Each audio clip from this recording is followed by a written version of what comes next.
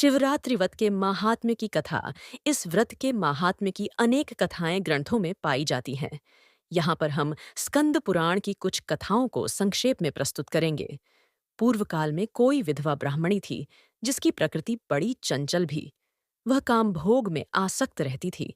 अतः किसी कामी चांडाल के साथ उसका संबंध हो गया।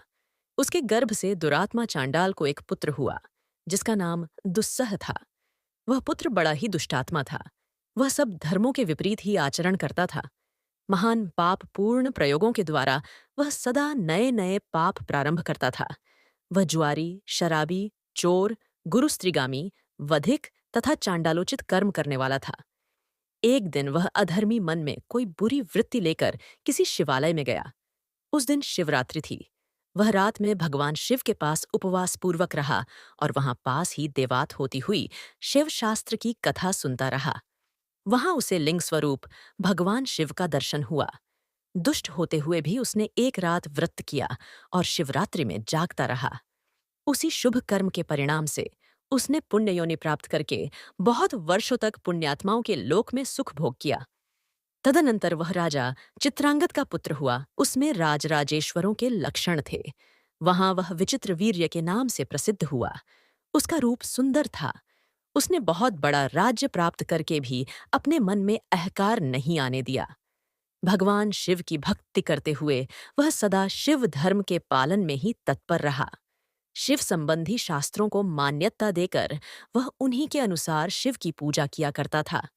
भगवान शिव की कथा सुनने से उसमें प्रेम के सभी लक्षण प्रकट हो जाते थे। उसे शिव जी की प्रेम लक्षणा भक्ति प्राप्त हुई। भगवान शिव के ध्यान में निरंतर संलग्न रहने के कारण उसकी सारी आयु व्रत में ही चीती। भगवान शिव इस संसार में पशुओं, अज्ञानियों तथा ज्ञानियों को समान रूप से सुलभ हैं। शिवरात्रि के उपवास से राजा को उत्तम ज्ञान प्राप्त हुआ। उस ज्ञान से सब प्राणियों में निरंतर संभव का अनुभव हुआ। तत्पश्चात यह अनुभव हुआ कि इस संसार में कहीं कोई भी ऐसी वस्तु नहीं है जो भगवान शिव से रहित हो। राजा विचित्रवीर्य यह ज्ञान प्राप्त करके भगवान शिव के अत्यंत प्रिय भक्त हो गए। शिवरात्रि के उपवास से उन्होंने सायुज्य मुक्ति प्राप्त कर ली। उसी पुण्य के प्रभाव से उन्होंने शिवजी की लीला में योग देने के लिए शिवजी से दिव्य जन्म प्राप्त किया। दक्ष कन्या सती से जब शिवजी का वियोग हुआ तब उनके जटा फटकारने के शब्द से उन्हीं के मस्तक से जो चीरभद्र नामक वीर उत्पन्न हुआ, वह राजा विचित्रवीर्य ही है। वही दक्ष यज्ञ का विनाश करने वाला हुआ। शिवरात्रि व्रत के महात्म्य से संबंधित एक दूसरी कथा इस प्रकार है। प्राचीन काल में शशिचिंदु नाम से विख्यात एक चक्रवर्ती राजा थे। उनकी पतिव्रता स्त्री उन्हें प्राणों से भी प्रिय थी। राजा के पास एक सुंदर सुवर्णमय आकाशगामी विमान था जिसके द्वारा वे अपनी इच्छा के अनुसार संपूर्ण लोकों में घूमते रहते थे। एक समय फाल्गुन कृष्ण पक्ष की चतुर्दशी शिवरात्रि का पर्व आने पर राजा शशिबिंदु उत्तम प्रभास क्षेत्र में आए। वहां उन्होंने बहुत से महर्षियों को देखा जो जप एवं होम में तत्पर हो रात्रि में जागरण करने के लिए सोमनाथ जी के सम्मुख बैठे हुए थे। राजा ने भी सोमनाथ का दर्शन और प्रणाम करके विधि पूर्वक पूजन किया और क्रमशः भक्तिभाव से उन सभी आर्षि मुनियों का स्वागत सत्कार करके वे समीपस्थ केदारलिंग के पास चले आए।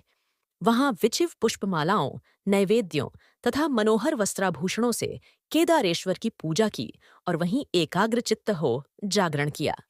तब ये सब मुनि कौतूहलवश राजा के समीप गए और इस प्रकार बोले, राजन, तुम सोमेश्वर देव को छोड़कर केदार जी के आगे जो जागरण और पूजन करते हो, इसका क्या कारण है? राजा ने कहा, विप्रवरो, आप लोग सुने, यह मेरे पूर्व जन्म का वृत्तांत है। पहले जन्म में मैं ब्राह्मणों की पूजा करने वाला शूद्र था। मेरी जन्मभूमि सौराष्ट्र देश में थी। एक समय वहां भयंकर अनावृष्टि हुई।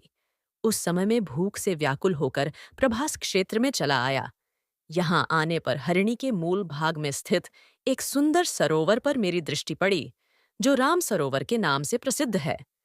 वह तड़ाग कमल समूह से सुशोभित था। मैं थका मांदा तो था ही। उस सरोवर को देखकर मैंने उसमें स्नान किया तथा देवताओं और पितरों का तर्पण करके उसके स्वच्छ जल को पिया। तत्पश्चात मेरी स्त्री ने कहा, इन कमल पुष्पों को ले लीजिए। यहाँ से निकट ही एक सुंदर स्थान विस्वाई देता है। वहां चलकर इन फूलों को बेचेंगे, जिससे कुछ भोजन की व्यवस्था हो सकेगी। पत्नी के यों कहने पर मेन जल के भीतर उतरा और बहुत से कमल के फूल लेकर नगर की ओर चला। वहां पहुंचकर सड़कों, चौराहों और तिगुहानियों पर घूमता रहा, परंतु किसी ने भी मेरे फूल नहीं लिए। इतने में दिन डूब गया और मैं अपनी पत्नी के साथ एक मंदिर में आकर सो गया। वहीं स्त्री सहित मुझे भूख अधिक पीड़ा देने लगी। इतने में ही मैंने देखा किसी देवालय में होम और जागरण हो रहा है। तब मैं भी उठकर वहां गया और रुद्रेश्वर नामक वृद्धलिंग केदारेश्वर का दर्शन किया। उस समय वहां अनंगवती नामक एक वेश्या शिवरात्रि व्रत में संलग्न हो नृत्य, गीत और उत्सव आदि के द्वारा भगवान के सामने जागरण कर रही थी। मैंने एक मनुष्य से पूछा, भाई, यहाँ रात्रि में जागरण किस लिए होता है? यह नाच, गान और उत्सव में लगी हुई कौन स्त्री दिखाई दे रही है? उसने बताया, आज शिव धर्मोत्तर पुराण में प्रतिपादित शिवरात्रि है।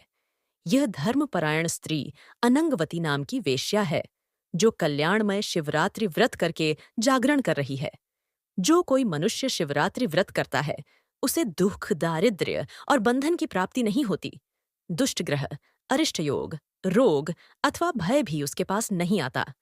वह उत्तम कुल में उत्पन्न हो सुख एवं सौभाग्य से युक्त होता है, तेजस्वी, यशस्वी तथा पूर्णतः कल्याण का भागी होता है।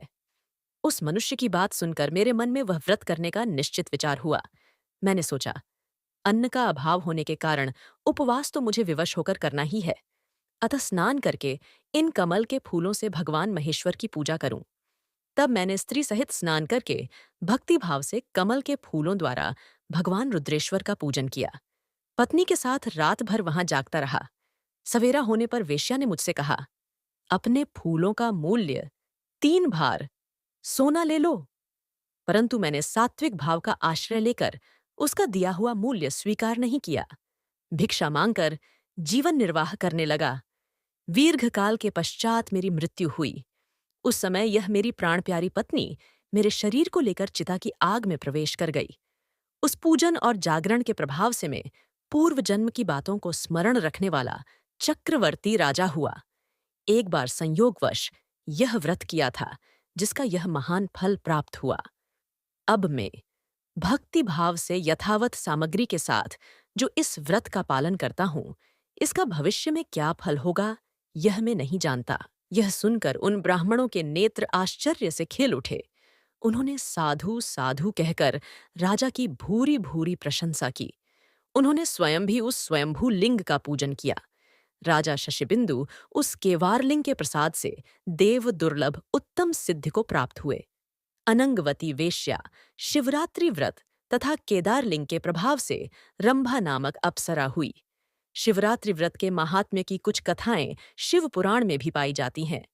उदाहरण के लिए रुद्र संहिता अध्याय 17 से 19 में वर्णित यज्ञदत्त कुमार गुणनिधि की कथा, जिसने अनजाने में शिवरात्रि व्रत करके कालांतर में कुबेर का पद प्राप्त किया। इसी प्रकार कोटिरुद्र संहिता अध्याय 40 में बताया गया है कि अनजान में शिवरात्रि व्रत करने से एक भील पर शंकर जी की कृपा हुई।